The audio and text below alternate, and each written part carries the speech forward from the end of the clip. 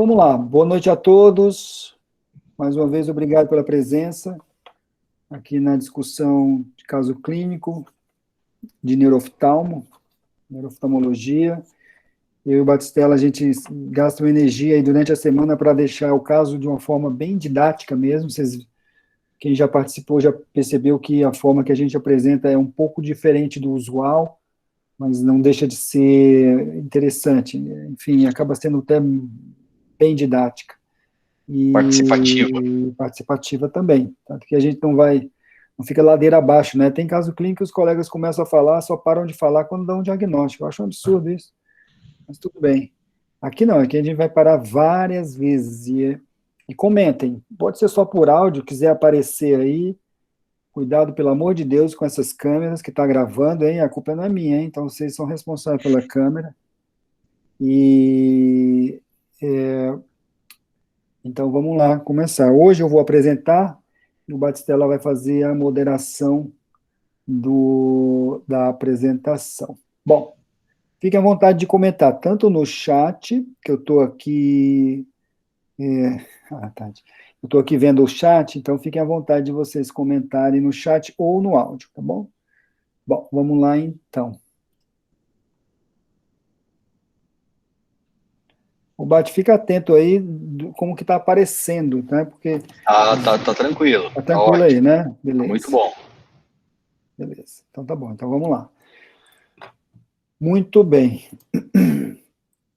Então vamos começar aqui. É uma mulher, né? A paciente é uma mulher de 57 anos. E ela chegou até a mim porque ela foi encaminhada por um colega neurologista, né? Um amigo que é neurologista. E esse colega neurologista, ele já era o segundo neurologista que atendia essa paciente, tá? E ela tinha, o problema da paciente era uma perda visual bilateral e que tinha ocorrido há mais ou menos um ano, tá? Mais ou menos um ano, e que não foi simultânea, né? E que tinha o diagnóstico de esclerose múltipla, né? Feito pelo primeiro neurologista. E ela já estava já estava em tratamento com betaferon, né? Que é o interferon 1B. E esse diagnóstico de esclerose múltipla foi considerado esse diagnóstico para paciente baseado, isso segundo a paciente, baseado na perda de visão e na presença de bandas oligoclonais no líquor, tá? Aí a gente vai começar já fazendo algo bem diferente, tá? Que é isso que eu vou começar a provocar vocês. E aí eu faço uma pergunta para vocês, porque, vamos lá, como eu falei para vocês, aqui pode até parecer meio artístico, mas é porque a gente deixa, não tenta, a gente deixa da forma mais real possível. Porque quando essa paciente começou a falar, com menos de 5 minutos, essa pergunta já veio a mim. Na verdade, a pergunta não, esse raciocínio já veio à minha cabeça. E eu queria que vocês me respondessem o porquê eu achei pouco habitual esse encaminhamento. O encaminhamento dessa paciente que vocês viram, o neurologista encaminhou para a gente, com aquilo lá que vocês viram, com essas informações, né? Perda de visão após um ano e diagnóstico de esclerose múltipla usando betaferon, e eu achei realmente estranho. Alguém se arrisca a dizer? Bom, o Marco já colocou, se já tinha o diagnóstico, por que encaminhar? Mais ou menos por aí, Marcos, você até está raciocinando, mas tem um detalhe a mais aí, em relação ao diagnóstico. O mais, Juliana, pois não? o Fala, mais Bate. comum é o inverso, né? A gente pegar os pacientes com neurite, né, conduzir, às vezes, do tratamento inicial e depois acompanhar em conjunto para justamente fazer o diagnóstico ou não de esclerose múltipla, né? É isso aí. No No geral, geral, é o para mim é o oposto. oposto, Isso, exatamente. perfeitamente. Mas tem uma outra coisa aí que realmente me incomodou nessa história aí. Também isso que vocês estão falando, vocês estão certos, mas tem uma pegadinha aí, eu vou falar para vocês. que é isso aqui, ó. É óbvio, vocês vão achar uma coisa óbvia, mas já veio na minha cabeça. Então, eu acho que isso é uma coisa que vocês têm que desenvolver. A informação vai entrando e vocês já têm que começar a raciocinar. A neurite óptica realmente, se for uma esclerose múltipla, então é uma neurite óptica típica, na fase tardia, não costuma ser encaminhado para a gente para avaliar a perda de visão desses pacientes, porque esses pacientes costumam melhorar, como vocês bem sabem. Então, eu digo isso por experiência própria, o Batistella já confirmou, por isso que nós colocamos isso.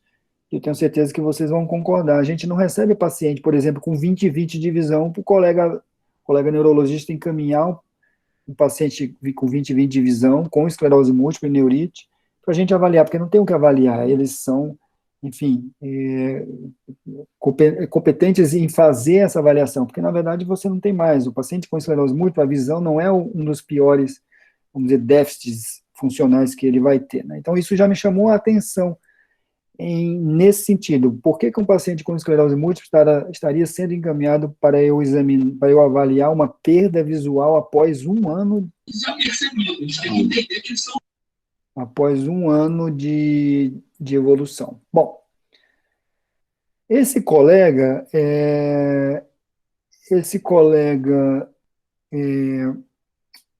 neurologista, ele mandou para mim isso aqui, esse relatório. Então, no relatório ele colocou que o paciente tinha perda de visão, com diagnóstico de esclerose múltipla, em tratamento com betaferon. Então, o tratamento foi iniciado pelo primeiro neurologista. No líquor, tinha presença de bandas oligoclonais, né, que a gente chama de BOC. Celularidade bioquímica e imunoglobulina estavam todos normais, então tinha só a presença das bandas oligoclonais. Esse amigo neurologista me falou assim: Fred, ó, o quadro clínico é exclusivamente visual. Ela não tem manifestação cerebral, nem teve, ou medular. A ressonância que ela já tinha feito, tanto de crânio como de órbitas, não tinham lesões, enfim, compatíveis com esclerose múltipla. Ele pediu uma aquaporina 4, né, anticorpo antiaquaporina 4, tendo em vista que a paciente ainda tinha perda de visão, então entraria no critério de neurite atípica, mas a aquaporina foi negativa. E devido à perda de visão e o BOC, ele considerou que a neuropatia óptica era de natureza inflamatória, mas não a esclerose múltipla. E aí ele coloca, eu transcrevi exatamente o que ele colocou no relatório. Eu tenho trabalhado com a hipótese de CRION, né, que é essa abreviatura que vocês estão vendo aqui, que é a neuropatia óptica inflamatória crônica e recorrente. E aí ele prescreve uma azatioprina para essa paciente. Então essa paciente chegou com essa segunda hipótese de diagnóstico e ele tirou o betaferon e introduziu a azatioprina. Quer comentar alguma coisa, Bate? Seu microfone está desligado. Bate. Seu microfone.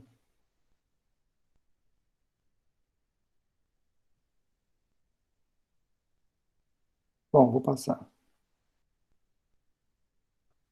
Desculpa, pronto. Agora está ouvindo? Sim, agora sim. Legal. Aqui só cabe falar que não é frequente a gente fazer o diagnóstico de esclerose múltipla logo no primeiro surto, né, de neurite óptica, né? É um diagnóstico que precisa de critérios, aquelas coisas da ressonância, de você ter o avanço da doença no tempo, no espaço, né? O BOC é apenas um dos critérios, né? Então, só perda visual com BOC, já fechar o diagnóstico de esclerose múltipla é um pouco temeroso, né? Perfeitamente. Muito bem. Vamos para frente, então. Bom, então agora é a nossa avaliação, né? Quando ela veio ao nosso consultório, foi em novembro de 2017, e a perda de visão do primeiro olho, que foi o olho direito, foi em março de 2016. tá? Então ela teve uma perda de visão que foi indolor, progrediu em dias, né? Ela falava uma semana ou mais, talvez. Ela tinha um pouco de dúvida nas informações das características da perda de visão, mas enfim. Então ela falava que tinha progredido, mas tinha dúvida de quanto tempo realmente essa perda de visão teria progredido. Mas era por volta de uma semana, um pouco mais. Afetou o centro da visão, mas aí eu questionei, evidentemente, porque toda vez que eu tenho uma paciente que fala que teve uma perda visual aguda e indolor, mesmo que não tenha a idade dela, mesmo jovens, eu sempre pergunto qual foi o período da perda, se foi de manhã, porque, como vocês bem sabem, isso pode caracterizar a natureza isquêmica, né? Mas ela não soube dizer. Então, ela não sabia dizer se tinha sido de manhã, à tarde, enfim, então a gente ficou sem essa informação. O segundo episódio, o episódio do segundo olho, do olho de... Oh, perdão. No olho direito ainda, então, foi em março, foi feita ressonância de crânio e órbitas, que foram normais, como o relatório já dizia. Foi suspeitado de neurite, fizeram tratamento com corticoide, mas não melhorou a visão. Então, isso aqui não estava no relatório, mas a paciente falou que tinha, sim, feito um tratamento com corticoide. Muito bem. Agora sim, o olho esquerdo teve uma perda de visão, né? Em meados de junho de 2016, parecido com o olho direito, súbita e indolor, mas também não lembrava o período em que ela percebeu em que a perda de visão ocorreu, se foi de manhã ou não. Ela não tinha esse dado de forma muito clara. Mas diferente do primeiro olho, ela falou que o acometimento tinha sido menor, porque ela tinha uma visão melhor desse olho esquerdo, e que o campo central não tinha sido afetado, mas tinha sido afetado o campo inferior, tá? E que tinha progredido também por volta de uns 10 dias, tá? Mas que tinha havido uma progressão, sim. Da mesma forma que no primeiro episódio, ressonâncias normais, né, crânio-órbita, novamente suspeitado de neurite, fizeram a pulsoterapia com corticoide, mas não melhorou a visão. Vamos para frente, Bate? Vamos. Bom, isso em novembro que eu estou conversando com ela, aí em agosto refere que teve piora da visão, mas que foi rapidamente progressiva, mas diferente dos outros 2 episódios, né? Ou seja, teve uma progressão, foi rápida essa progressão, mas não foi súbita, não teve esse caráter de, embora tenha tido o caráter de progressão, mas não foi súbita essa perda de visão, tá? Mas que piorou a visão. Piora a visão, isso em agosto de 2017, né, alguns meses antes, que foi provavelmente quando ela procurou o segundo neurologista, esse meu amigo, e aí depois veio para nós. Bom, outras informações da anamnese. Não tinha diplopia, ptosa, anisocoria e era um olho calmo. Ou seja, era basicamente a perda de visão bilateral. Era isso que ela tinha. De antecedentes, teve uma trombose uma trombose venosa, né, essas tromboses de perna que ela fala, não tinha nenhuma documentação, é a informação dela.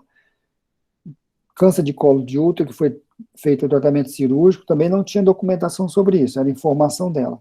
Mas que a gente conseguiu captar que não foi feito químio nem rádio, então aparentemente era um câncer localizado apenas no colo de útero, foi tratamento cirúrgico e aparentemente foi curado. Ela fala que que era obesa, que ela tinha mais de 20 quilos, melhor, 20 quilos a mais do que o peso que ela tinha. Ela é uma mulher alta, ela tem mais de 1,70, então ela devia pesar uns 65 quilos, mais ou menos. Então ela devia pesar mais de 80 nessa ocasião aí, 5 anos antes. E tinha aumento do colesterol, era tabagista, mas não tinha pressão arterial, hipertensão arterial, nem diabetes. Fred, vamos só dar uma resumida só. Vamos lá, pode então, resumir. Uma mulher de 57 anos que procurou o Fred 1 ano e 8 meses depois de uma perda visual. Ela teve uma perda visual aguda num olho. 3 meses depois, numa sequência, teve uma perda visual aguda no olho contralateral. Nenhuma das situações houve melhora da visão e a perda visual foi indolor. Foi feita uma investigação com neuroimagem, que se revelou normal, foi feito um líquor e que veio com bandas oligoclonais presentes. Recebeu um primeiro diagnóstico, um primeiro rótulo de esclerose múltipla e foi introduzido, inclusive, imunomodulador para ela. Na sequência disso, poucos meses, 2, 3 meses antes de procurar o Fred, ela piorou, queixou de uma nova piora da visão, procurou um outro neurologista, e aí, nessa sequência, o outro neurologista questionou o diagnóstico de esclerose múltipla e pensou numa outra neuropatia inflamatória. É isso, né? Perfeito. É isso aí. A gente dá uma resumida, mais ou menos, no caso. Alguém tem alguma dúvida, questão, até agora, semiológica? Vamos ver aqui no chat. Bom, alguém escreveu, idade pouco típica para início da EM, verdade. Perfeito. É isso aí, sem dúvida. 57 anos. Pupilar aferente relativo? Bom, vamos chegar já lá, mas tem, tá, Ju, tem sim, ó, acho que agora é o próximo slide, se eu não me engano. É isso aí. Tá? Então, tinha um defeito pupilar aferente relativo nesse olho direito, que era o olho que ela já referia ser pior, e tinha essa visão de conta-dedos, tá? Com essa refração. E 20/80 no olho esquerdo, esse olho melhor. Olho que ela dizia até que tinha um acometimento menor, né? Um acometimento só do campo inferior. E biomicroscopia, segmento anterior e motilidade sem alteração. O fundo do olho tinha palidez. Pois não, fala, Bate. Aqui uma pergunta, né? Pode ter, uma pergunta que eu coloco para vocês, pode ter defeito pupilar aferente relativo se você tem acometimento bilateral dos nervos ópticos? Se é simétrico, sim. É isso aí. É isso mesmo. Correto. Sim, se é simétrico, pode ter. Exatamente. Se ele for bem simétrico, a gente acaba não tendo. Você pode ter um pouco de uma dissociação do esperto, para te falar que você tem um defeito de aferência bilateral. Mas se ele é assimétrico, sim, você pode ter, está correto. Muito bem. Adiante. Importante isso. Vamos para frente.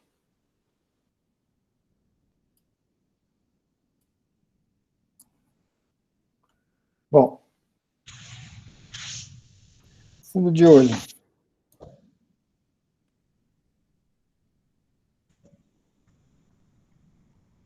Só um momento. Ok. O fundo de olho tinha essa palidez do nervo óptico, né? E do olho direito, e no olho esquerdo também tinha palidez do nervo óptico. Era uma palidez que ela era altitudinal.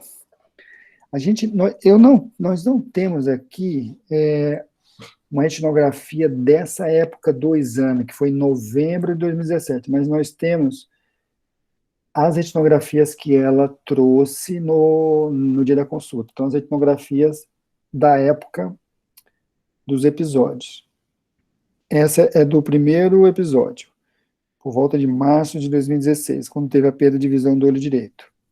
Alguém quer comentar o que vocês estão vendo aí? Tem a retinografia e do lado tem uma angiofluo. Isso.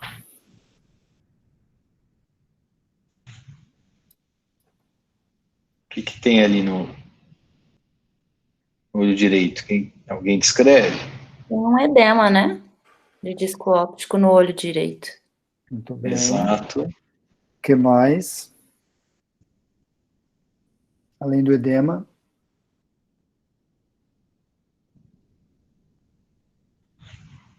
Tem drusa no olho esquerdo? Fiquei meio em dúvida.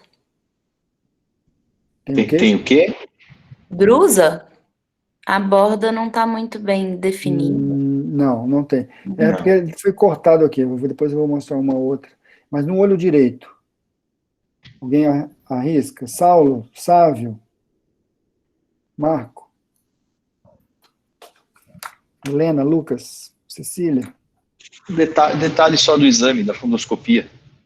Estão vendo mais nada? Alguém escreveu, ó. Hemorragia. Hemorragia. Boa, Saulo. Edema pálido e microhemorragia. É nessa hora que vocês vão pegar. Desculpa, é meio filosófico, parece até viagem que eu vou falar, mas imagine que agora, exatamente nesse momento, vocês estão numa encruzilhada. Ou vocês vão pegar o caminho que todo mundo pega, que só vê edema, e aí é que vocês começam a ter poucas informações clínicas e que vocês começam a ter muito mais dúvida do que certeza. Ou então vocês vão pegar o caminho onde vocês começam a ver essas coisas, porque tá aí. Tá aí, todo mundo tá vendo, mas assim, uma coisa é você ver, outra coisa é enxergar, né, Vati? É. Mas é isso aí. Percebeu, prestar atenção no detalhe, no detalhe. Então, o Saulo foi muito claro. Quem mais colocou aqui? O Marco colocou cruzamento ok, patológico, tratamento do contraste, tratamento por causa do edema, tá certo? Mas, acima de tudo, isso que o Saulo colocou é isso, ó, é um edema pálido. Tudo bem que isso pode ser pelo flash, a gente pode ter ser um artefato mesmo, eu concordo, mas é que de alguma forma eu uso a outra retinografia e eu vejo que não está tão estourada essa imagem aqui, então eu tendo a acreditar que essa palidez aqui é real, muito mais do que um artefato de flash. Tudo bem, então tem pálido, mas que tem hemorragia, tem, ponto final. Então é um edema que tem hemorragia. O Saulo já respondeu, então ele já deve saber. Alguém quer falar alguma coisa disso, de edema mais hemorragia, se isso é uma informação, enfim, significante ou não, e por quê? Onde que seria mais comum isso? E menos comum, né?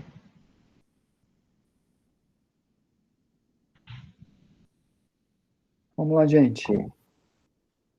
Helena. Fala, Juliana.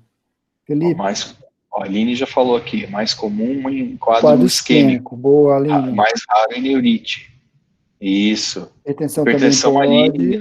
Efeito, isquêmico. Boa. Papiledema, neurite atípica. Boa, Matheus. É isso aí. Papiledema também pode ter. Papiledema também. Esse papiledema que evolui muito rápido, né? Você vê, né, as hemorragias. As hemorragias. Os subatos também, às vezes. Então, isso é fundamental, gente. Fala, Bate. Mas neurite realmente é pouco frequente, né? Até porque a maior parte das neurites em adulto é retrobulbar, né? É isso aí. Vamos para frente. Essa retinografia é no período entre a perda de visão do olho direito, então você já vê que ele está pálido, até sem edema. Ops. E a perda de visão do olho esquerdo. Então, esse olho esquerdo não tem edema. Tá? Vamos para frente, Bate? Vamos, só uma característica, né, do olho esquerdo, um disco... sim, isso. Pode falar. Um disco pequeno, né? Um disco pequeno, isso. Vamos para frente. Nossa. E agora? Continua a palidez aqui, ok. E no olho direito, perdão, no olho esquerdo, alguém vê alguma alteração? Ó, vou voltar ao anterior. E agora é esse. Essa retinografia, ó, essa aqui é de algumas semanas depois dessa, tá? Essa aqui é por volta, você lembra, Bate? A gente falou abril? Eu acho que entre uma e duas semanas, né? Abril, eu acho, mas só sei que essa é em maio, e a outra vai ser em junho. Essa é em maio. Alguém vê alguma coisa? Bom, no olho direito continua aqui, tem a palidez e tem a hemorragia. E no olho esquerdo? Lembrando que nessa fase ela ainda não tem queixa visual no esquerdo, né? Não tem. Então aqui, ó, o pessoal já está falando. Aqui já falou. Edema setorial. Edema setorial, a Tati edema, a Aline edema, o Marco também. O Sávio colocou nevótico cheio, que é importantíssimo. Edema temporal inferior, é isso aí. Edema focal. Boa. Sem queixa visual. Mas sem queixa de visão. Ok? Não tem perda de visão ainda. Bom, mas esquece um pouco, vamos esquecer um pouquinho o olho esquerdo, porque eu queria, na verdade, aqui de novo enfatizar os achados clínicos, porque, enfim, medicina, né, mas na neurooftalmo é fundamental. Se você só dá uma olhada e fala que só é pálido, você perde muita informação clínica. O que vocês estão vendo aqui além disso? Vamos ver se alguém consegue ver um sinal clínico que nós detectamos, além da hemorragia, que já falaram, que o Saulo falou, não tem mais edema, está pálido. Vamos ver se alguém consegue ver um detalhe clínico aqui. Eu passo o próximo, Bate? Eu deixo ainda aqui. Pode deixar um pouquinho assim, né? Deixa aí, né? Para eles Você me ajuda. olharem aqui o nervo. Tem um detalhe interessante.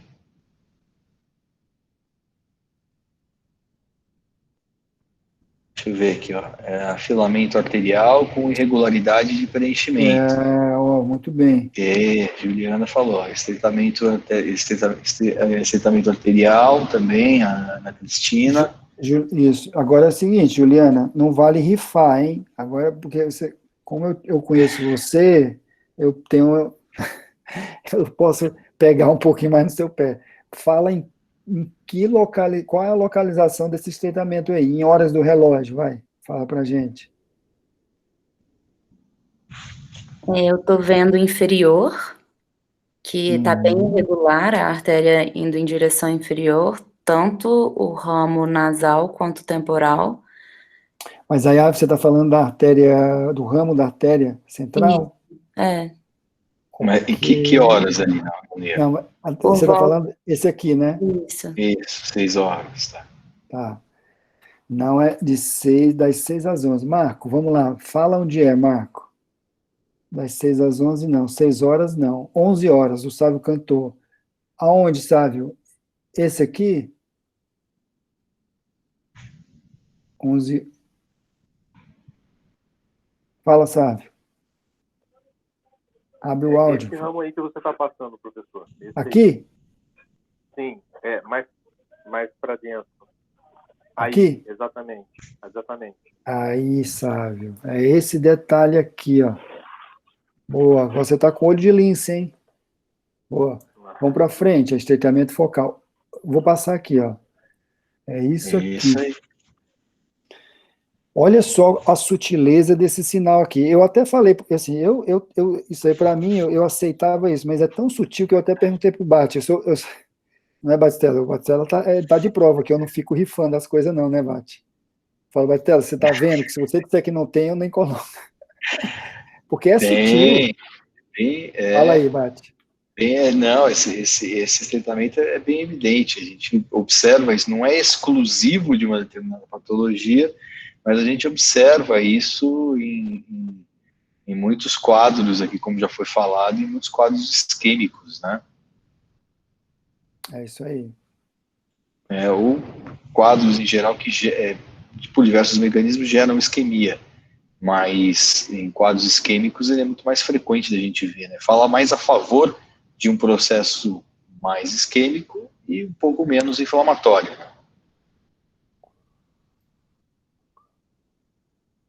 Muito bem. Então vamos para frente. Vamos para frente. Bom, aqui é a sequência das etnografias. Eu vou falar para vocês as datas aqui, eu estou olhando pertinho para ver se é 3. Me ajuda aí, que agora eu falei aqui. Acho que tem o próximo. Eu acho que o próximo é melhor, mas... isso. Valeu, Bate, eu tinha esquecido. Então é isso, é 3 de maio de 2016. Então aqui, ó, 3 de maio de 2016, ou seja, aqui após a perda de visão do olho direito, mas antes do esquerdo. Aqui, 13 de maio, então antes da perda de visão do olho esquerdo. E aqui, 17 de junho... No momento da perda. No momento da perda do olho esquerdo. Alguém quer comentar essa sequência aí, se tem alguma coisa que chama a atenção ou não, assim, também, se vocês não falarem nada, a gente vai para frente. Quer falar alguma coisa aí, Tabox? Felipe, Fique à vontade, se tiver algum comentário. Cecília, Tati, Olha lá, os diagnósticos diferenciais Aline. aqui, ó. Noia incipiente, Leber. Normalmente o edema ocorre mais rápido. O edema mas qual? O edema de que condição? Precedendo o quadro clínico. Ô, Aline, você está falando certinho, mas dá um nome disso aí. Você está descrevendo, igual, tem tromba, é gordo, rabo, mas fala, é elefante. Fala o nome. Ela falou lá em cima, ó. Ah, não, Noia incipiente. agora ela falou aqui. É isso aí, Aline. É isso aí. Eu vou até falar para vocês, assim, eu sou um cara. Eu não vou dizer que não sei mentir, não, porque isso é a maior mentira do mundo, é o cara que não mente, né? Dizer que não mente. Não existe isso, né? Eu sou ruim de mentir, eu tento até. Mas eu confesso para você, né, Bastela, que eu realmente, foi o Bate que viu isso aqui. Eu estava mostrando e ele falou isso aqui, eu tinha visto esse edema aí, mas não tinha caído minha ficha. Mas é isso aí mesmo que a Aline falou. Na verdade, essa hora aqui foi uma, entre aspas, uma sorte, foi uma grande coincidência de ter feito a retinografia, porque provavelmente fizeram essa retinografia pensando no olho direito, né? Na documentação do olho direito. Exatamente. E aí pegou bem no comecinho do edema, antes da perda de visão do olho esquerdo. Muito bem, isso aí. Tá bom, fiquei em dúvidas na última foto, houve aumento da... O que é EP? Consegui ver se flash realmente houve escavação. Escavação. Não tem. É mais um pouquinho de... É flash, não tem escavação não mesmo. Mas é palidez temporal fisiológica. Vamos para frente. Na foto do dia 17 de junho, você tem o edema mais difuso, né? Ele sobe, né? Ele vem para cá. O aspecto que coincidiu com a nova quicha. É isso aí. Bom, vocês mataram, a Aline deu até nome aqui, é isso mesmo. Porque é importante, porque olha só o defeito de campo visual dela. Inferior, né? Eu vou voltar aquele slide lá, para vocês verem, já esse edema aqui, ó, ele até é temporal aqui, mas ele vem para inferior, então ele predominantemente é mais inferior do que superior, então esse edema aqui, ele não causa essa perda funcional, né? Fala aí, Bate. Não, então, não haveria uma correspondência, e nem nessa época dessa etnografia intermediária, ela não tinha queixa, né? Uhum. O que cai bem, assim, com as hipóteses aqui que foram colocadas de uma noia incipiente, né? Também chamada, alguém colocou aqui pré-noia, às vezes eu também uso esse termo um pouquinho. É isso aí. Uma pré-noia, tem o edema sem a manifestação visual da noia mesmo. Eu vou falar uma coisa para você, assim, alguém pode achar que é demais isso, porque é uma informação de neurooftalmologia, assim, a gente que lê, eu só faço isso da vida, tá, gente? Então, fica achando que eu sei fazer outra coisa não, né, Bate? Eu, pelo menos, o Batistella não, o Batistella cozinha, faz o diabo. O Fred hoje passou perfume, viu, gente? É difícil, hoje na quarentena eu não passo mais nem perfume. Mas o que eu estou querendo dizer é o seguinte, ô Batis, você viu esse artigo, saiu nos últimos 3 meses, a maior tempo de documentação de pré-noia, o cara pegou mais de 5 anos de edema. Não vi isso. Se eu conseguir achar aqui, se eu tiver um tempinho, eu jogo aqui a referência para vocês, para não dizer que eu sou mentiroso. Mas por que eu estou falando isso? Porque edema edema com acuidade visual tem que entrar no diferencial noia incipiente. Tem que entrar no diferencial noia incipiente. Então, lembre-se disso. Não é comum, mas, enfim, tem que entrar no diferencial. Vamos para frente? Vamos para frente. Então, em resumo, é isso. Perda visual súbita, indolor. Sequencial, né? Primeiro direito, depois esquerdo. Aí tinha um defeitinho aferente relativo no olho direito. Né? O edema. no nervo óptico, nos dois olhos, a hemorragia, fundamental essa informação que vocês já falaram, o defeito altitudinal inferior do olho esquerdo, e as ressonâncias, tanto de crânio como de órbita, nervo óptico, sem alterações normais. Eu não coloquei as ressonâncias, eu não tenho as imagens, mas, enfim, como tinha os laudos normais e o colega neurologista já tinha batido esse martelo, eu evitei colocar essa informação, porque não ia trazer nenhuma, enfim, dado significante, a gente ia perder mais tempo. Então, hipótese diagnóstica. Algo de base para esse ponto. É isso aí, ó. Então, nóia não arterítica. Então, a Aline colocou aqui, ó. Achei curioso esse intervalo somente de 3 meses entre nóia dos dois olhos. Isso é incomum. É pouco mesmo, 3 meses. Quer falar, Bate? Fala um pouco sobre intervalo entre... Pouco, exatamente, é pouco comum, né? Você pode ter um acometimento, você tem um risco sempre de ter um acometimento do olho contralateral, mas no intervalo que a gente espera geralmente um pouco maior, né? 2 anos ou mais. Esses intervalos menores, eles são realmente, acontecem, mas eles são bem pouco típicos na neuropatia óptica isquêmica não arterítica. Às vezes pode acontecer mais em pacientes um pouco mais jovens, pacientes com outros fatores de risco, por exemplo, paciente às vezes roncador, o paciente que tem apneia do sono, né? Isso leva também a ter um acometimento do olho contralateral um pouco mais precocemente. Mas está correto, é um tempo curto, né, de modo geral. Ô, Marco, não entendi aqui a sua pergunta. Quanto tempo na literatura? Seja mais claro. De acometimento do outro olho, olha, a literatura fala que você pode ter em 5 anos, da pré-noia, o acometimento do olho contralateral é mais ou menos 10 a 15% em 5 anos. Né, os pacientes têm acometimento do olho contralateral. Da pré-noia, não tem um tempo específico, porque uma parte das pessoas convertem para noia, outra parte das pessoas o edema se resolve sem que evolua para uma noia. Se não me engano, acho que na série do Haire, precisaria pegar o artigo de novo, né? Na série do Haire, eu acho que tem, não sei se é 55% de conversão. Precisaria pegar o artigo, né? Não lembro.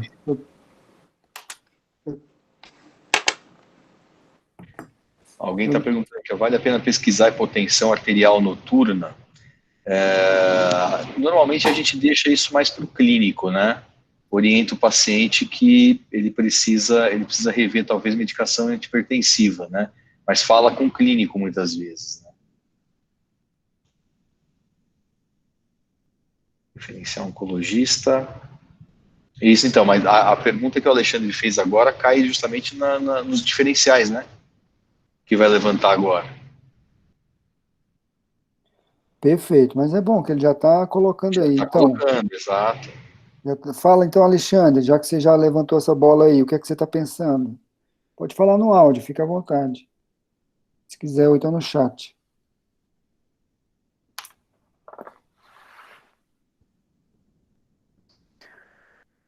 Ó, Ana Cristina, dosagem de dedímero, pior dos olhos descrita no caso.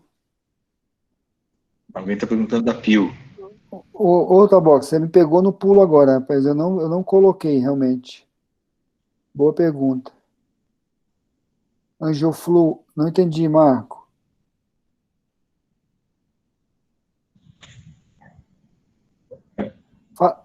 Foi feito. Não, Angioflu foi feita, a gente mostrou. No começo. Do olho direito, do esquerdo não tinha.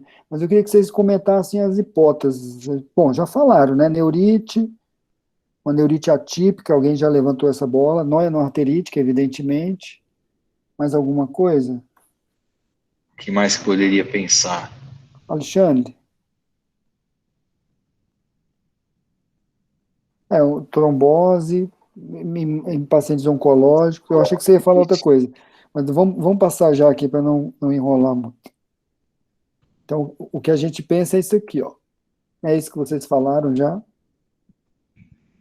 Mas a gente também tem que acabamos aceitando que a hipótese de outras neuropatias ópticas relacionadas àquela neoplasia maligna que ela tinha. Mais improvável, tá, gente? Então, assim, se você quiser, vamos dizer, ranquear, não tenha dúvida, a neuropatia óptica, a noia não arterítica, de longe é a mais provável, mesmo com essa apresentação. Mesmo com essa apresentação, né? E a neurite atípica, né? Bate. Uma neurite atípica poderia encaixar no caso, e outras neuropatias ópticas associadas ao câncer, né? Mas são situações que geralmente você costuma ver em pacientes com câncer já um pouco mais avançado. Aqueles pacientes, assim, essa não é o caso dessa paciente, ela tratou há alguns anos atrás e está considerado uma situação mais calma, né? A situação para-anel, geralmente você tem outros sintomas associados, né, neurológicos, e mesmo a neuropatia óptica infiltrativa, muitas vezes o paciente já vem com outros sintomas, e o quadro de fundo de olho é um pouco diferente, né, porque é um quadro, quando infiltra a cabeça do nervo óptico, você tem tecido tumoral mesmo, muitas vezes infiltrando, né, a cabeça do nervo óptico. Alguém colocou aqui sarcoidose e lúpus poderia entrar no caso de uma neurite atípica. Isso aí. Correto. Faz edema mais intenso e também pode ter DR soroso nessas inflamatórias, né? Isso. É isso aí. É isso aí. É interessante que essas doenças que vocês estão colocando são inflamações, mas são inflamações que podem ter um componente isquêmico, né, Marcela? Podem ter um componente isquêmico, mas nessas situações, geralmente a resposta ao corticoide é dramática. Sim, você tem razão. Sarcoidose, eu estou levantando essa bola do isquêmico, tendo em vista a falta de dor que a paciente refere, né? Se é uma perda visual indolor. Então, isso é um pouco...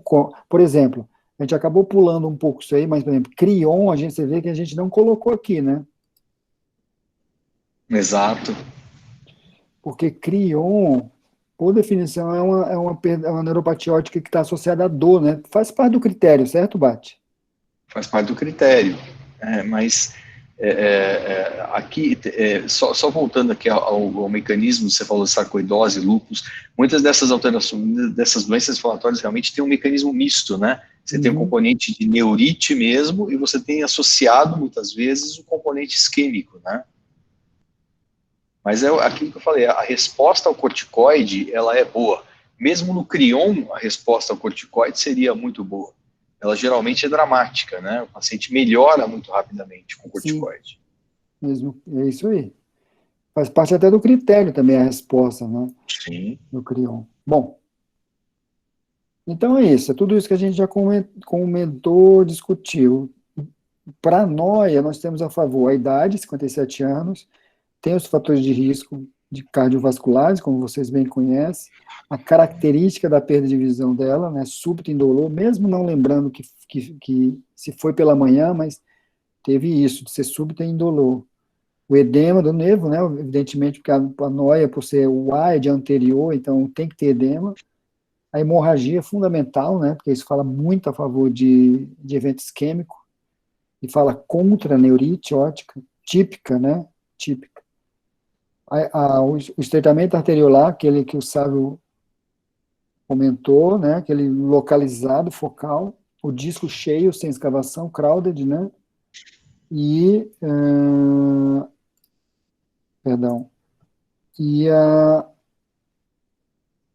peraí, deixa eu ver, que isso aqui também está atrapalhando. Aqui, pronto, desculpa. E a ressonância sem alteração, tá? Contra a noia, acometimento bilateral, né? Interrogado, né? Interrogado, né? É contra, relativamente contra, né? Vamos assim dizer, que é aquilo que o Bastelo estava falando, né?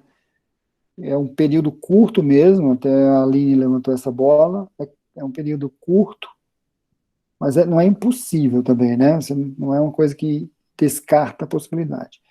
A progressão da perda de visão, né? Que isso é uma coisa que a gente sempre discute nos congressos, que quando a gente vai ler sobre noia, a gente lê muito rápido, a gente não lê gente lê só as características, né? Aquele quadrinho do que é mais comum. E aí, muita gente, as pessoas lembram muito de que noia não progride. Na verdade, assim, progride não é tão raro, né? Fala um pouco, Batistella, fala um pouco sobre isso, sobre progressão. Exatamente, tem duas coisas que a gente aprende sobre noia, né? Eu diria até três coisas que a gente aprende sobre noia que são incorretas. Primeiro, que não tem causa. Não é que não tem causa. A gente sabe que tem inúmeros fatores que podem criar um cenário favorável à instalação da noia. E você pode atuar nesses fatores.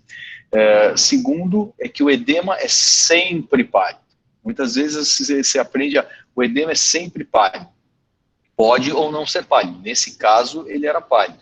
Uma outra informação é que a noia não progride, né? Ela pode, na verdade, progredir e às vezes confunde um pouco com a perda visual da neurite, porque o paciente tem aquela perda visual inicial, ele dá uma estabilizada, mas enquanto persiste o edema da noia, ele pode ainda apresentar uma progressão, a gente costuma dizer em degraus, às vezes, né? Ele dá aquela, perde no primeiro episódio, dá uma estabilizada, dali um pouquinho, ele cai mais um degrau, ele perde mais um pouquinho, né? E assim ele pode ir progredindo. Isso pode acontecer em 40% dos casos, uma forma um pouco mais progressiva da doença. Quer dizer, ir perdendo visão enquanto persiste o edema de papila, mas na forma de degraus, ele não é exatamente igual ao da neurite. Concorda, Fred? Estou acordado. E presença de bandas oligoclonais, né? Isso é contra diagnóstico de noia não arterítica. Não descarta, né, gente? Mas, assim, é fora do contexto da natureza isquêmica. Bom, hipóteses para neurite, a favor, a gente tem a progressão da perda de visão, né? Porque é mais comum você ter a perda visual na neurite progredindo em dias, até mais de uma semana.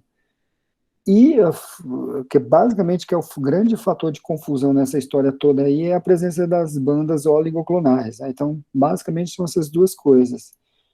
E contra exatamente isso tudo que a gente acabou de falar a favor da noia não arterítica, né? A perda visual indolor, o edema exuberante, pálido, hemorragia e a ressonância sem alteração. A ressonância sem alteração é muito importante, realmente fala muito contra a neurite óptica, tendo em vista que a ressonância é extremamente sensível, né, de alta sensibilidade para diagnosticar as neurites, né?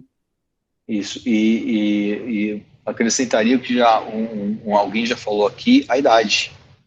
E a idade, perfeito. A idade também fala contra, né? Perfeito, exatamente. Isso mesmo.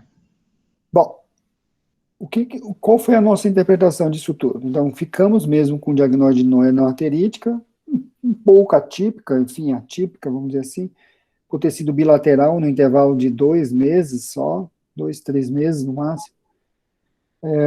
Mas como tinha os fatores de risco lá, e aí a gente se preocupou mais com essa trombose, então solicitamos uma avaliação com o hematologista, nesse sentido, mas o hematologista fez uma investigação e descartou uma coagulopatia, assim, algo mais grave que pudesse ser a causa, enfim, do evento isquêmico do nervo óptico. E aí a gente fez aquela famosa orientação dos fatores cardiovasculares, né? Colesterol, diminuir o tabagismo, enfim, não ganhar peso novamente para não aumentar o colesterol, enfim, o que a gente sempre faz, né?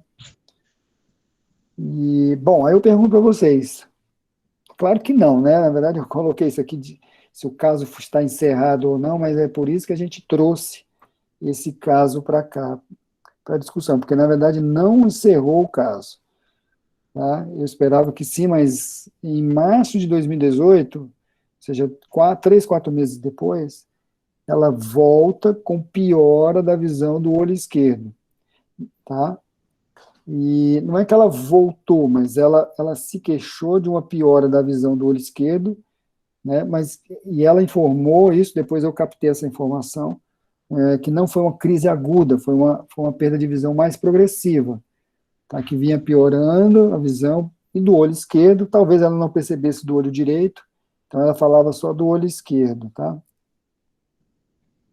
E com isso, o neurologista, aí eu não sei se foi o mesmo colega, acredito que não, ou se foi o primeiro ou até um terceiro, mas o colega da neurologista, ele considerou esse fato, essa queixa, uma progressão da doença desmielinizante, tendo em vista que ela tinha ainda o BOC, né, as bandas oligoclonais, e aí sugeriu usar o rituximab, né, que certamente vocês todos conhecem, mas que é aquele imunossupressor, né, específico, né, que é anticorpo anti-CD30.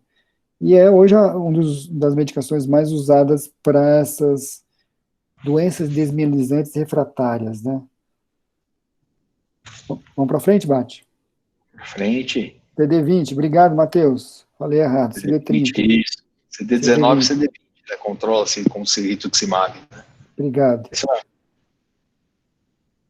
Bom, e aí, o que vocês acham?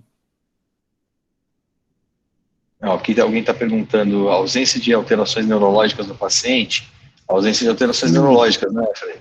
Sim, continuava sem nada neurológico. Ela super saudável, na verdade. Uma mulher alta, do ponto de vista neurológico, sem nada. Não repetiu a imagem. Nós não temos essa informação. Recorrência como primeira hipótese de noia. Uma recorrência da noia não arterítica. É uma hipótese, né? Por isso que nós estamos colocando aqui. Importante ressaltar que ela não queixou nessa fase de que houve um rebaixamento agudo da visão, né? Ela queixou que não estava enxergando. Uma queixa meio inespecífica, né? Mais progressiva, né?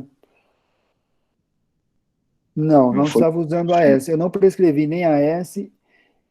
Estatina, eu não sei confirmar para você. Isso aí, ela tinha tinha hipercolesterolemia, mas eu não lembro se ela usava estatina. Prenóia evoluindo. O que vocês acham? Ana Cristina falou, temos o FO?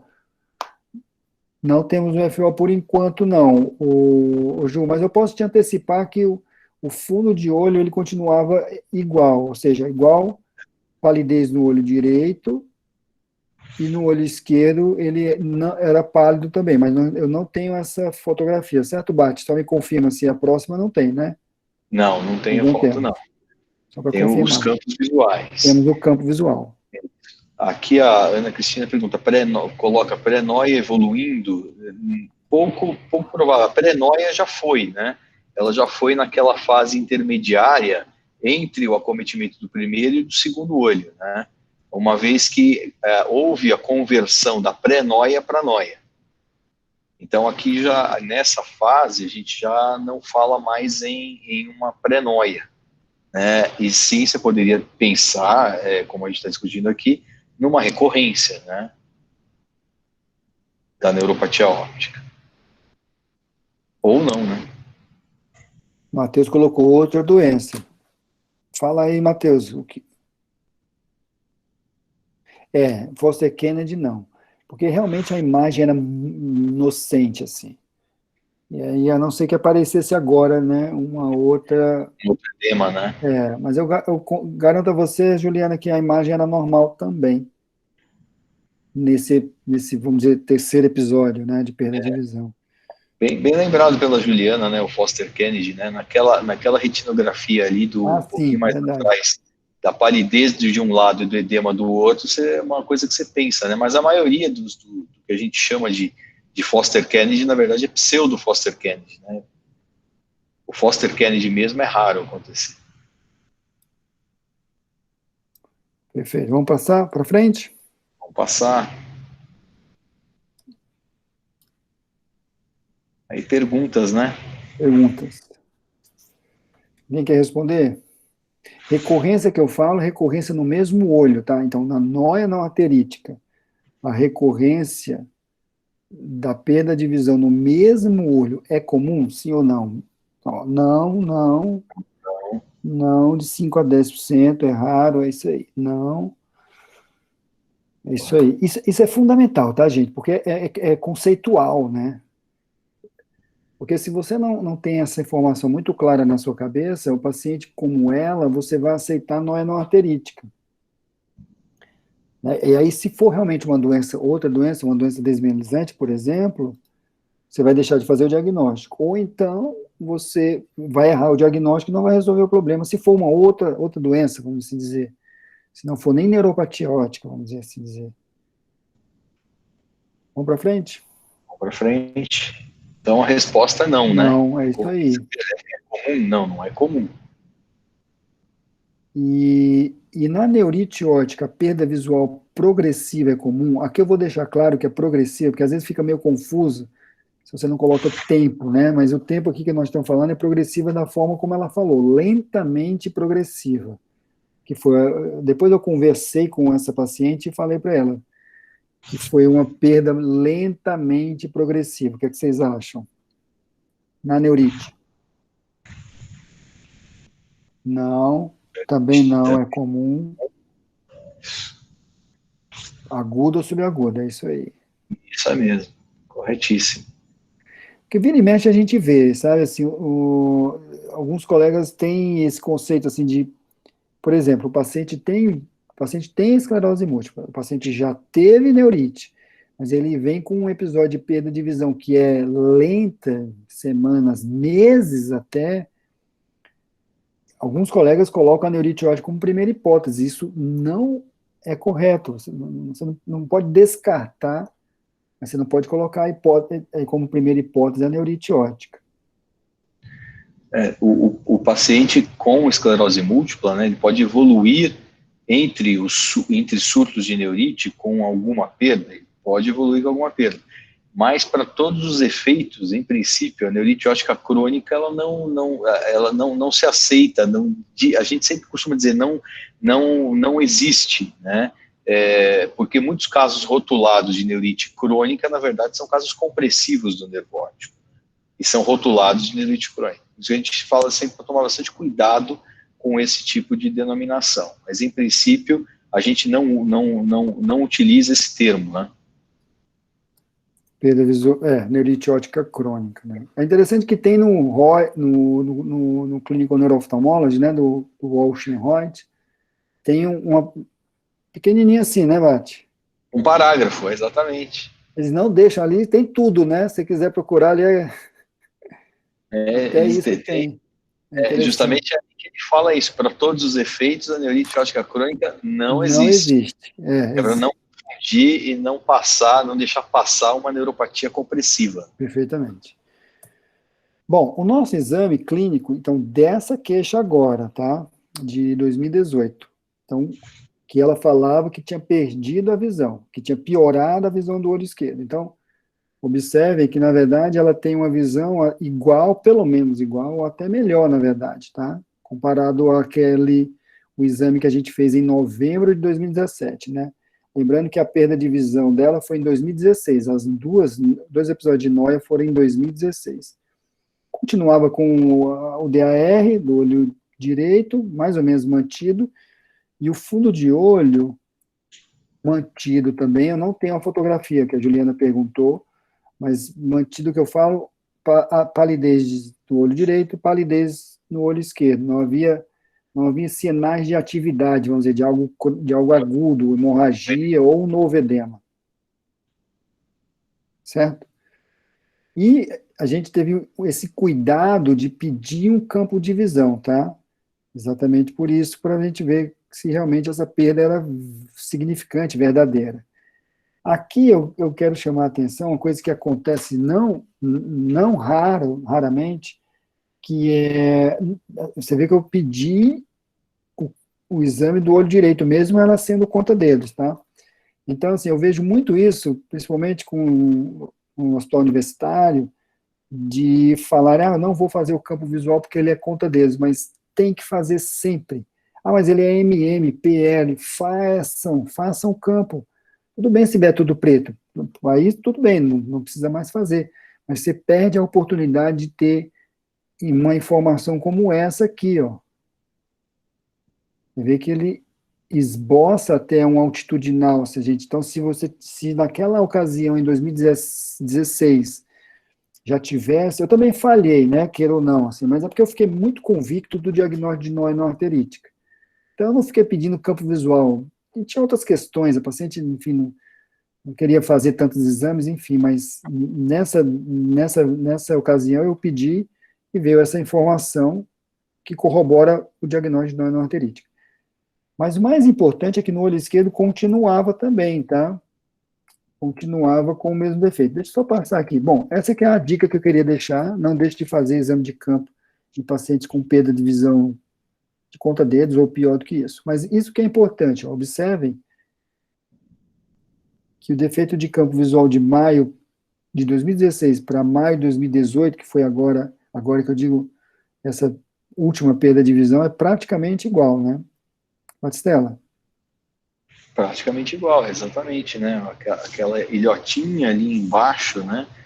Você tem só uma mudança no degradê, quer dizer, isso não caracteriza uma piora exatamente do campo visual, e se tivesse realmente uma recorrência, a gente veria uma nova perda do campo visual, né? Mais perda de fato. E nós não temos isso. O campo é um pouco difícil da paciente fazer realmente, a gente vê que os índices de confiabilidade, você tem muitas perdas de fixação, né?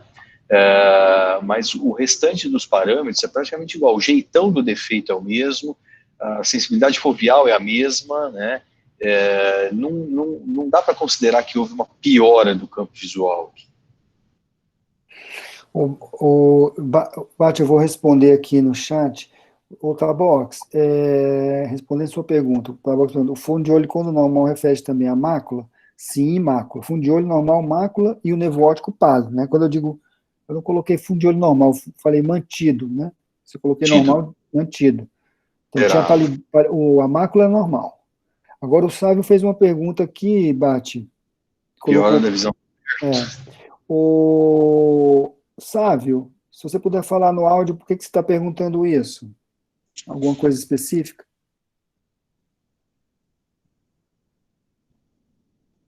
Sávio? Bom. Professor, desculpa, porque a gente está pelo campo visual, está com um quadro praticamente... Não, Sávio, aumenta volume. O volume. Melhorou? Sim, fala aí. Sim. Bom, professor, porque pela descrição aí, a acuidade visual está praticamente normal na medida para longe e o campo visual me parece mantido, estável, né? Eu estou cometendo aqui um pecado que eu não lembro a idade da paciente, mas 57. Será que de baixa visual, 57, não é algo para perto, uma piora, talvez de um erro refracional? Bem colocado. Bem colocado. Vamos para frente. Bom. Recorrência? Nova neurite ou outra causa de perda de visão? O Sávio já levantou aqui uma... É isso que eu queria ouvir de vocês. Vocês veem que a gente está jogando aqui umas pegadinhas para vocês também estão presos nisso, hein? Lembre-se, quem costuma, enfim, conviver comigo, sabe que eu sempre falo assim, esqueçam a neurite, gente, esqueçam. Eu ainda estou jogando ela aqui. A gente odeia neurite, né, Bate? Acho que a gente nunca vai apresentar um caso de neurite. É bem provável. Se vocês vão ficar esperando, vocês vão esperar sentado. Neurite não tem graça. Qual é a graça da neurite? A neurite é tipo o Roberto Carlos, é o mais famoso, mas alguém assiste aqui o especial do Roberto Carlos? Ninguém assiste. Não tem mais graça. Deixa eu falar besteira. Vamos para frente. As duas primeiras hipóteses, elas ficam, praticamente já caem, né? Já caiu, né? Nessa nossa interpretação aí. E o que mais pode ser, né? Então tem uma pergunta aqui que alguém fez uma pergunta importante, né? Piora a acuidade visual para perto? Antes da gente continuar, eu queria levantar essa bola aqui, que é importante, de novo. É raro isso, mas assim, eu e o Batistella, a gente sempre se preocupa em não ficar mostrando a excentricidade da neuroftalmo, porque isso não só assusta, como isso não é tão importante. Mas nesse caso específico, eu acho válido a gente comentar um pouco sobre isso, porque em algum momento foi perguntado se isso poderia ser uma recorrência da perda de visão e do mesmo olho. E aí, duas coisas que eu acho que é importante. Primeiro, que ela não é tão comum quanto parece. Vocês até colocaram aqui, o Marcos até colocou de 5 a 10, se eu não me engano. E eu fiz uma revisão, até me surpreendi, viu? Eu pensava que era menor do que 1%, mas vai aumentando essa incidência, chega até 5% depois de alguns anos. Nesse trabalho que eu sugiro para vocês, depois copiem aí essa referência. Agora, tem uma coisa interessante que nesse trabalho, eles mostram que a maioria dos pacientes que tiveram a recorrência, eles tinham um defeito altitudinal, né? Normalmente inferior, mas enfim, altitudinal, ou seja, ele ainda tinha campo remanescente, bastante campo remanescente, o que leva a gente a acreditar que esses pacientes acabam tendo uma recorrência porque aquele fator de proteção que quem tem noia acaba tendo, né? Ou seja, o cara teve noia no olho, aí ele perde fibras nervosas e aquilo ali descomprime o nervo e diminui a chance dele ter de novo um evento isquêmico, né? Então esse é o conceito que todo mundo sabe. E parece que esses pacientes que têm essa noia, vamos dizer, que acomete uma parcela das fibras nervosas, não é suficiente para tirar esse efeito, esse fator de risco do nervo ser um nervo pequeno. Então, acaba que você vê mais a recorrência nesses pacientes do que num paciente que já perdeu, por exemplo, tem uma perda do campo total. Então, você não via isso nos trabalhos que fizeram a retrospectiva dos casos de recorrência. Batistella, me corrige. Sentido. Não, faz sentido, né? Porque se você, quanto maior a perda, você pode fazer uma correlação que você teve mais perda de fibras, né? Se você tem uma perda mais setorial, você perdeu menos fibras, então aquele efeito crowding, né, no disco óptico, ele vai permanecer ainda, né? Faz sentido isso. É isso aí. Sem dúvida. Bom, então vamos lá. Nossa avaliação. Então, o que foi que eu tirei da anamnese? Piora da perda de visão do olho esquerdo era principalmente para perto e intermediário. Profissão dessa paciente, ela era florista. Tá? Trabalhava com flores, decoração e flores de festa. Né? Então, uma posição bem próxima. No mínimo, pelo menos uma distância de um braço ou menor. E o óculos que ela usava, nesse momento, era um óculos multifocal.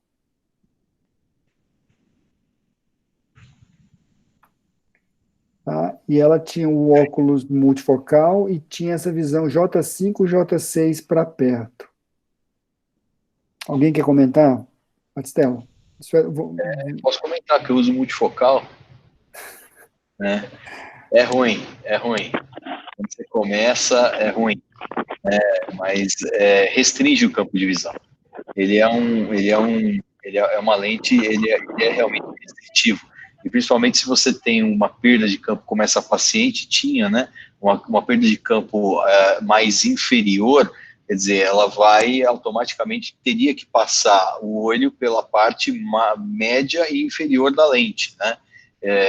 E isso fica difícil, né, para um paciente que não tem o campo inferior.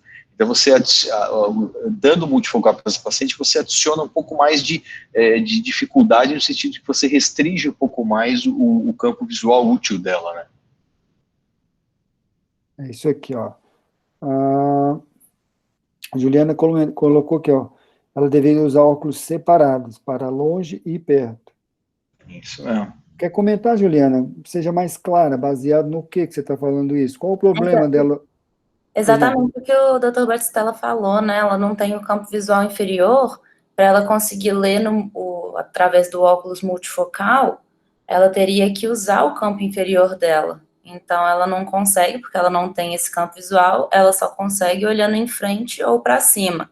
Então, ela precisaria de um óculos para frente, para perto, cujo centro óptico tivesse na altura da pupila e não inferiormente, já que ela não tem esse campo visual inferior. É isso aí. Isso mesmo. Muito bem. Só responder aqui o Felipe, porque, desculpa, eu realmente passei.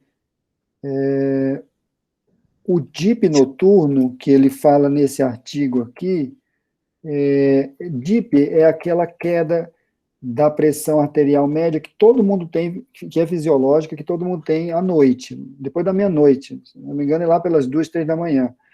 Eles consideram normal, fisiológico, até 10%, de 5 a 10%, todo mundo tem isso. Entre 10 e 20 já é patológico. Agora, eles consideram exacerbado, um DIP noturno acentuado ou exacerbado, quando é acima de 20. Então, quando o paciente tem isso, eles falam que ele tem um risco maior de evento isquêmico.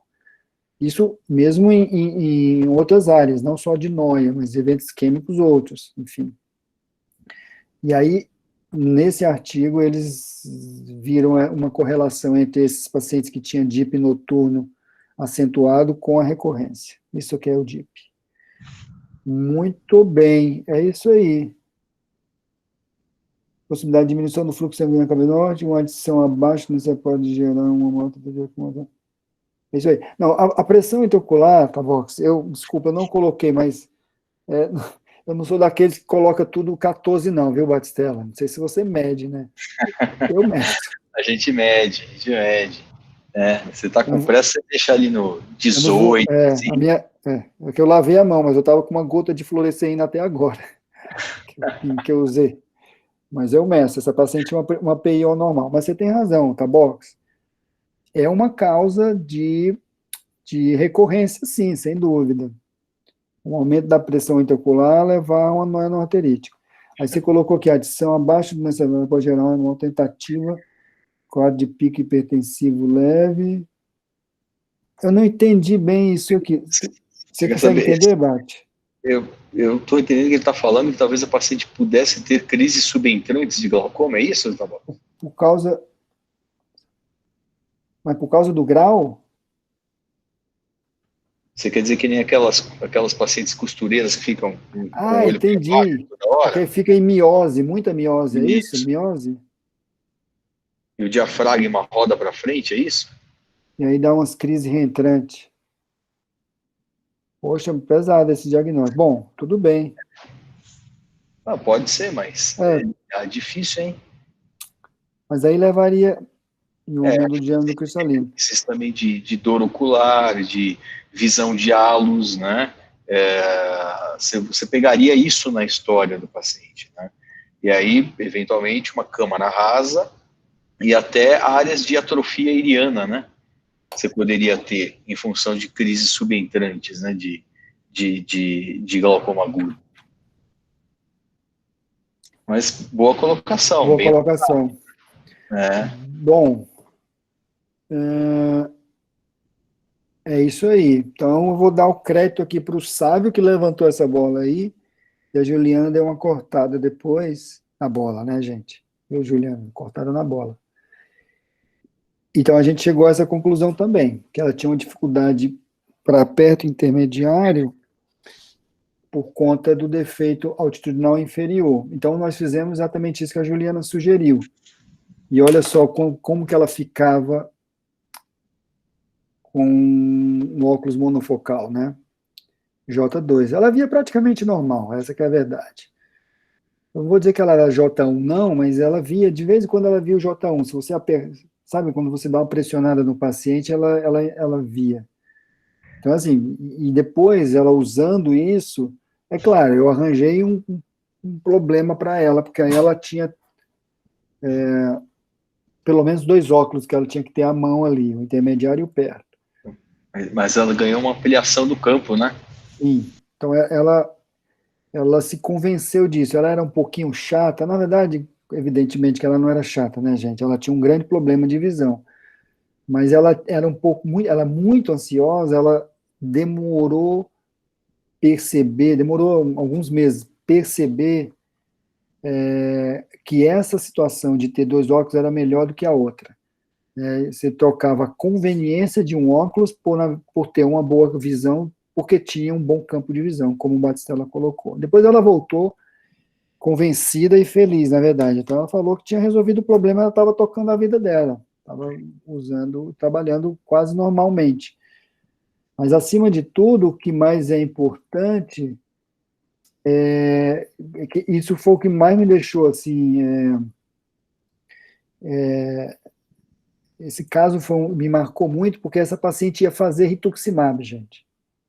E ela ia fazer, estava tudo pronto, liberado pelo convênio e tudo mais, por conta de óculos, basicamente. Uma situação que não é rara, né? Interpretar qualquer perda visual num paciente que tem um antecedente de uma neuropatia óptica como uma recidiva da doença. A gente precisa sempre lembrar que esses pacientes, não obstante a neuropatia óptica, eles funcionam de outro modo como qualquer outro paciente. Eles podem ter as queixas refracionais habituais como qualquer outro paciente. A gente tem que lembrar de que aquela queixa do paciente pode apenas, muitas vezes, ser só uma queixa refracional, né? E aí montar o que você precisa, levando em consideração as características clínicas, como nesse caso, o campo de visão da paciente, para poder ajudar a paciente. Então aqui foi só uma ameaça de piora, né? É isso aí. Eu gostei muito desse termo, eu não conhecia.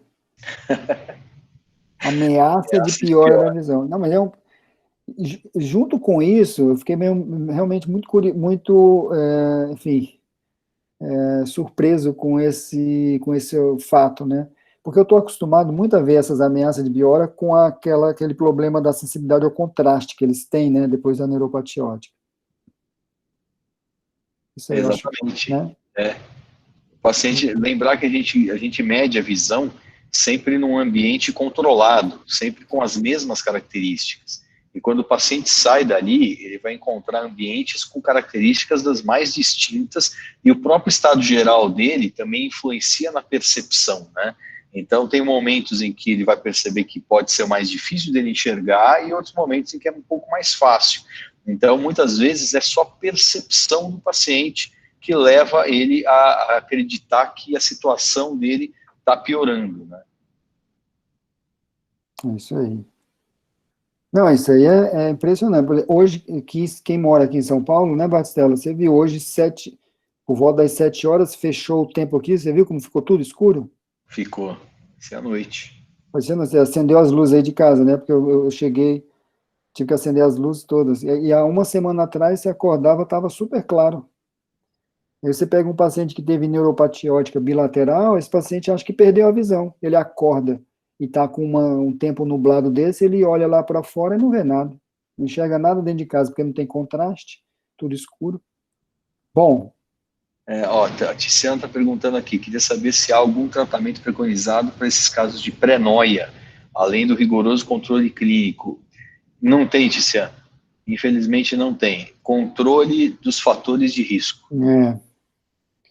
Simplesmente aguardar a evolução.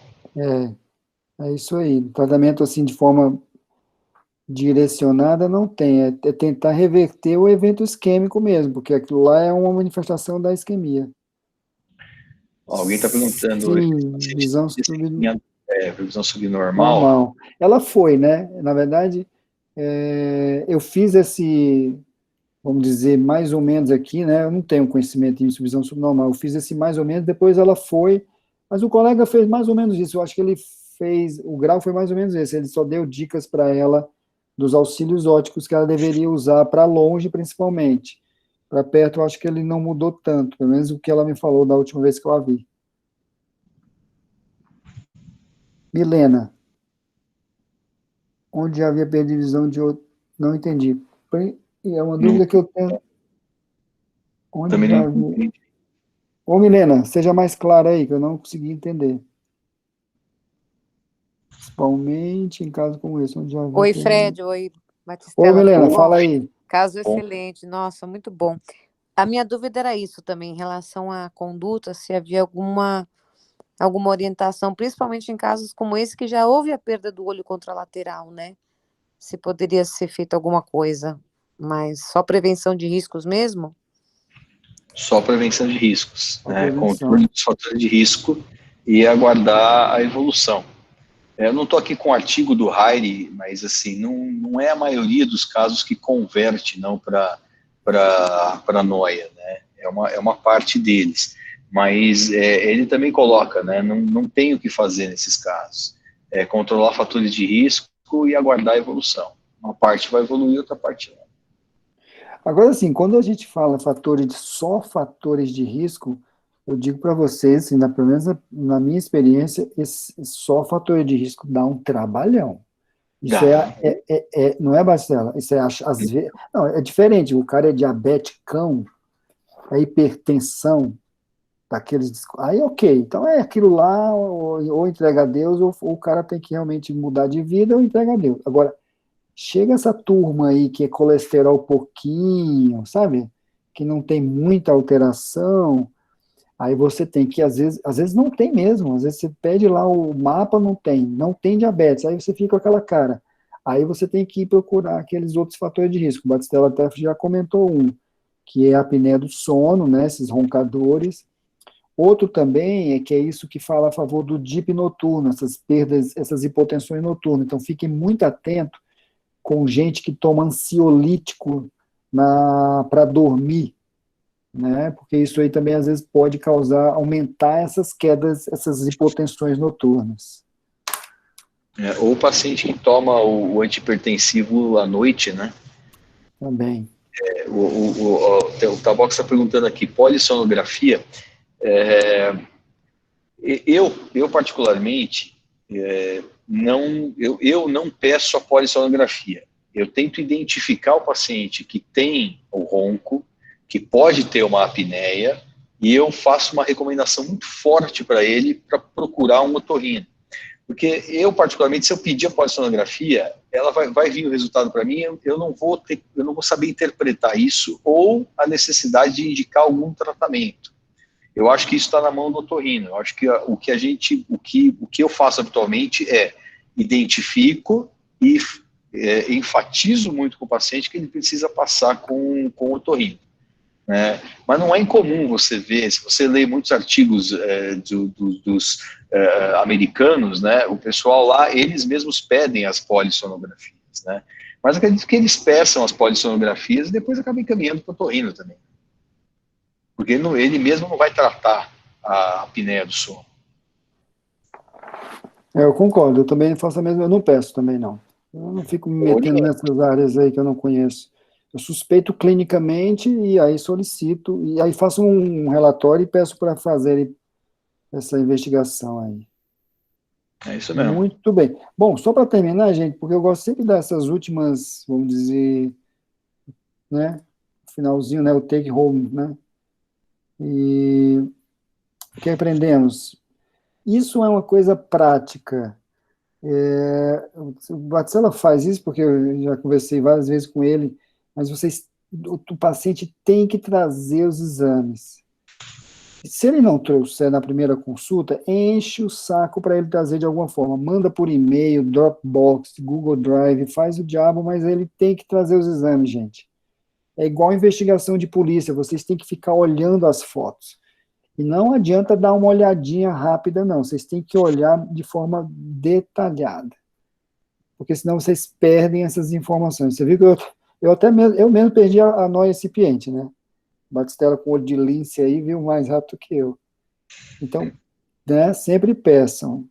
Paciência, o paciente enche, paciência, eu digo, o paciente fica às vezes chateado que tem que ficar levando tanto de exame, mas é a vida. Sempre. Sempre. E, na verdade, o diagnóstico da doença, né? A progressão da perda de visão. Então, assim, a característica da perda de visão, caracterizar, porque quando fala assim, perda de visão, gente, a gente é oculista, oftalmo, é a nossa vida, é o ganha-pão da gente. Se a gente não caracterizar a perda de visão, ninguém faz isso. Eu vejo colegas oftalmologistas jogando uma baita batata quente na mão dos neurologistas nessa situação, assim, de ver um paciente como esse e joga para o neurologista definir a causa da perda de visão. Olha só, pelo amor de Deus. Aí acaba tudo virando neurite, né? Sem dúvida. É responsabilidade nossa isso. É um saco fazer grau. Se eu pudesse, só ficava vendo nóia, neurite e papiledema também na minha vida, evidentemente. Mas a gente tem que fazer esse raciocínio. E é conversa, gente. Para mim demorou um pouquinho, porque a paciente era muito ansiosa, mas eu fui até que uma hora caiu minha ficha que o problema dela era isso que vocês viram. Era, na verdade, uma questão muito mais perto, intermediária, e que ela não tinha mesmo uma perda aguda, era mais, enfim, progressiva, né? E a influência da profissão, né? E a ansiedade acaba piorando a percepção, né, do paciente. Da perda de visão, né? A ansiedade piora, né? Eu tenho um paciente que há anos ele diz que está piorando, né? Ele vem periodicamente, estou piorando, agora eu piorei, agora eu piorei. Tudo igual. Tudo igual, tudo igual. É. Hoje mesmo eu vi uma, agora você falou. Agora, sim, tem casos, por exemplo, essa paciente, eu respeito, evidentemente, faz tempo que ela não vem, acho que ela ficou bem mesmo com os óculos, mas você tem que respeitar quando ele tem doença mesmo. Então, esse que o Batistella tem, você vê que ele respeita, o paciente vem, ele ouve. E eu tenho uma, viu, Batistella, que ela teve trombose venosa cerebral e fez um baita papiledema. No 10-2 ela tem 4 graus só, de campo, 20/20, entende? Mas tubular mesmo. E é claro que num dia como hoje ela perde a visão, então é muito comum ela aparecer lá de encaixe. Diminuiu bastante nos últimos 2 anos, mas no começo ela vinha muito frequentemente. É ameaça de pior. Ameaça de pior. E a gente tem que, é difícil, na verdade, diferenciar, mas não pode menosprezar. Não. Então dá trabalho, às vezes dá mais trabalho diferenciar isso aí do que a perda visual real, né? Tem que examinar, Tem que examinar. Né? Você vai chegar à conclusão depois que não é nada, ótimo, melhor, né? Mas tem que examinar, sem dúvida. É isso aí. Bom, mais alguma questão, pergunta sobre o caso ou algo associado ao caso? Algum comentário, assim, de alguma coisa que vocês tiverem experiência com algum paciente? Por favor, participem. O Marco colocou aqui, ó, importante avaliar o estendimento. Vou prestar mais atenção ao detalhe. Valeu, tá bom. Esse estreitamento focal aí, aprendi na época da residência lá. E carreguei isso pro resto da vida. Hoje, toda vez que eu tenho nós, eu fico atrás disso aí, porque realmente é um achado muito característico. Batistella, considerações finais. Agradecimentos. Muito obrigado, né, a todos que nos participaram aí. Está todo mundo dando aqui, ó. A presença, os comentários. Tatiana. Né? Super Alexandre, obrigado. Milena. Valeu, Milena. Participa. Abre o áudio, hein, Milena? Conversa. Aline. Ó, o Sávio. Fala, Sávio. Sávio matou o diagnóstico, hein, Sávio? Parabéns. Eu dou o crédito, que eu não sou desses caras. Porque tem uns caras aí professor. Tem umas aulas de CBO que vocês matam o diagnóstico, o cara ficou com tanta raiva que ele te poda. É capaz dele cortar o teu microfone. É verdade. Eu sei, pô, eu sou dos bastidores do CBO, a turma fica com raiva. Eu não, eu dou o crédito. O Sávio matou o diagnóstico. E depois a Juliana. Muito bom. Tá bom, Sávio, você estragou o meu caso, mas tudo bem, estou de olho agora em você. Eu vou te tirar da próxima, hein? Aqui, ó, tem uma função aqui que eu posso tirar você. Agora Fred, mostra o frasquinho de perfume que você estava passando aí antes de começar. Não é frasquinho de perfume, poxa, é colírio. Eu tenho... Com esse negócio de pandemia e máscara, eu fico com o olho seco. Não sei se vocês têm, mas eu tenho bastante isso aí, Deus me livre. Bom. Tem. Gente, chega então de brincadeira. Mais uma vez, obrigado pela participação. Olha, se vocês não vierem aqui, a gente não faz isso. E, assim, muito bom a participação de vocês. A gente coloca dessa forma mesmo, que é para vocês participarem. Desculpa do jeitão da gente, o Batistella é um cara super, né, bem criado. Eu não, né, pô, sou de Fortaleza, então eu sou um pouco meio... Mas é o meu jeitão, quem me conhece sabe que às vezes eu dou uma atravessada mesmo, mas é pro bem, sempre pro bem do conhecimento, tá? E é isso. Eu até esqueci de falar, mas na próxima eu vou lembrar. O Sávio ia ganhar aqui o jantar no restaurante do Batistella, que ele vai abrir, né, Bate?